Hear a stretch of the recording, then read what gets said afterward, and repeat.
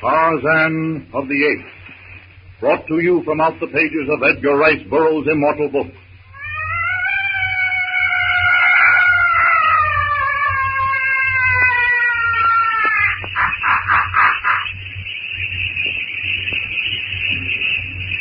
The jungle is uneasy. Brutish instinct warns against this invasion by humans, and the small apes, chattering excitedly, take to the slender branches of the tall tree. Perched high in the twisted branches of the narrow tree, Tarzan watches with resentful interest, waiting to see whether or not these M.E.N. will heed the warning he has fixed on the door of his hut. His hut! He clenches and unclenches his hands as he thinks of what he will do to them if they dare to invade his domain. Daddy! Oh, Daddy! What are you doing? What was that? Tarzan leans forward. That voice is different. He brushes aside the sheltering leaves of the aloe tree and stares fixedly at Jane Porter. His heart beats faster. Something, he knows not what, stirs in his breast. This M.A.N. is not like the other. It's lighter, fairer, more graceful.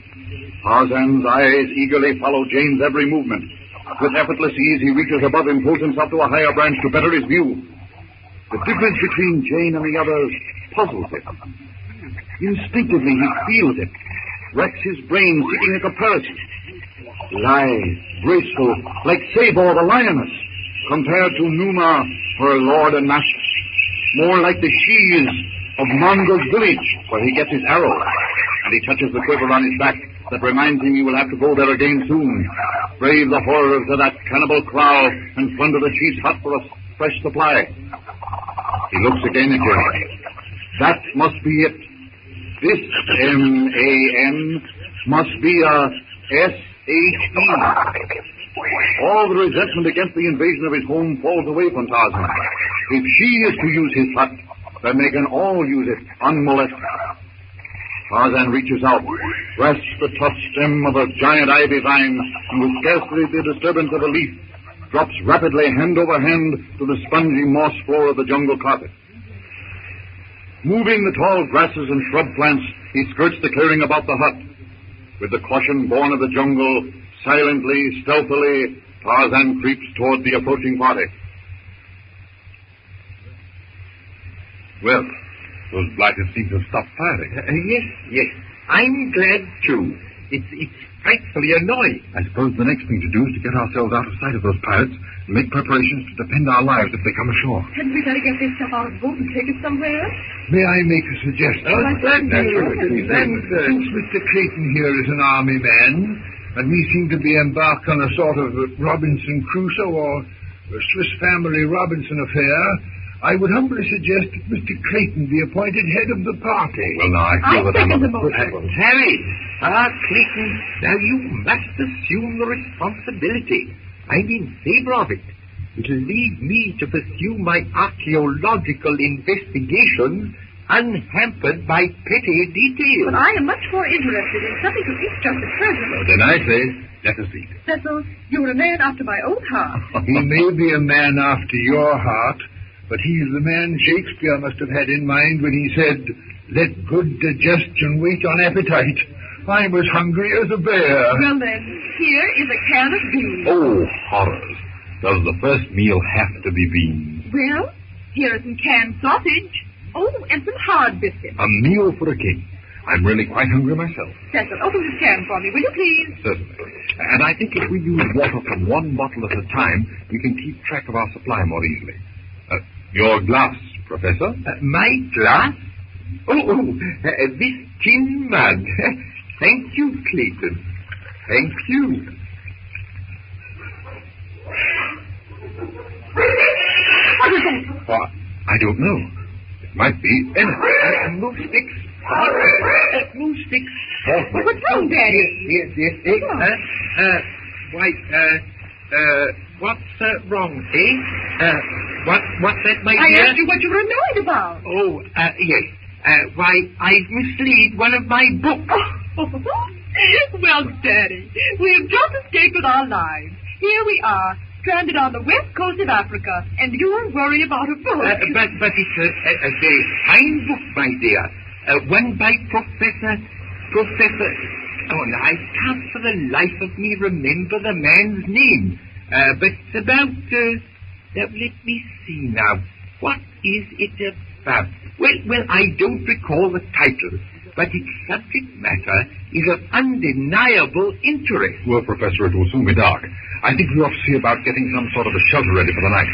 I don't like to build a fire so close to the jungle, but at the same time, we have to think about wild animals. Wouldn't we be safe on the beach? I don't like the idea of being within gunshot of those pirates.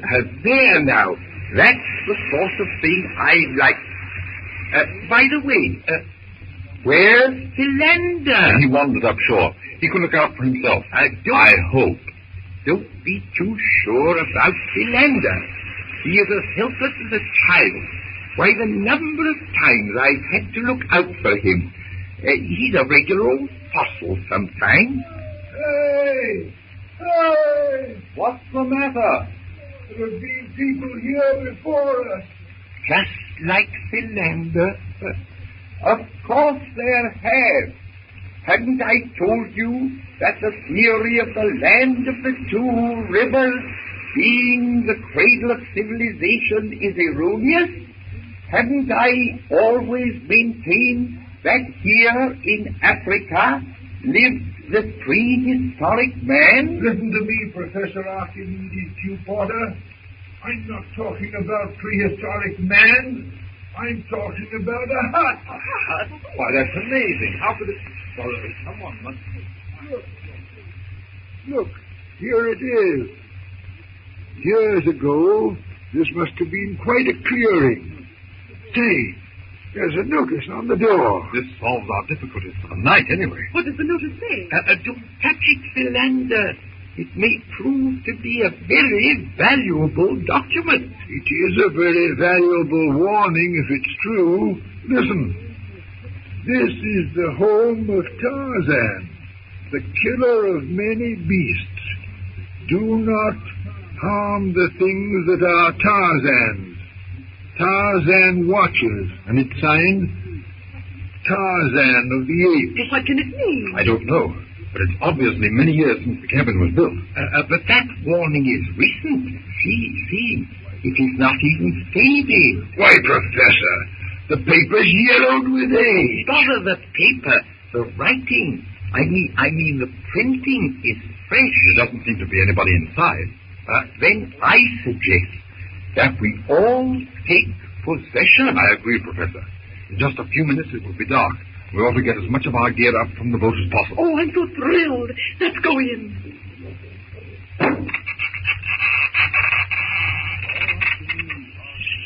All afternoon, Tarzan watches the party unload their boat, but especially he watches Jane. Save for the incessant chatter of brightly plumed birds and the occasional bellow of some beast at the waterhole, the jungle is quiet. The slanting rays of the dying sun, as it sinks into the foam-flecked waters of the Atlantic, lights the depths of the jungle with a ruddy glow, while high overhead, the locked branches of giant trees, like the apse of some vaulted cathedral, are lost in purple shadow. The jungle twilight is short-lived. In one last blaze of light, the sun dips over the rim of the world. Night falls swiftly on the primeval forest. And still Tarzan watches. A lantern is lighted in the hut. It shines through the blackness like the reflected light from the facets of a diamond. Tarzan stirs. It's time for him to seek his leafy bed. But interest in Jane is stronger than the wooing of sleep. He rises to his feet. His bronze body melts into the friendly shadows as he moves noiselessly toward the hut. But what of Joan and his rascally crew of cutthroats? What of Tracy, who has finally reached the ship with a map of the hidden treasure? Joan has ordered out a boat, loaded it with picks and shovels, and with the map clutched in his grasping fingers, has brought his gang of ruffians ashore. According to this map, we go 150 paces north from this rock, then 50 paces east, then 15 paces south, and she should be there. Don't say how many feet down, though. The only way to find that out is to dig. So get busy. Who are you ordering of? Oh, Ain't you gonna do no digging? I'll have you understand, Snipes. I'm captain here. Listen to him, Mike. Captain. And what about Trifie? Ain't he... He's only alive because I need a navigating officer. But if he tries any monkey business, it'll be curtains for him. And it'll be the same for any man that tries any monkey business with Captain Yount. Now, come on now. Show some speed. Get digging. Oh.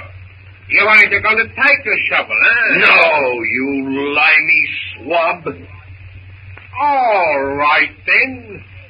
If you won't take a shovel, you'll take a pickaxe.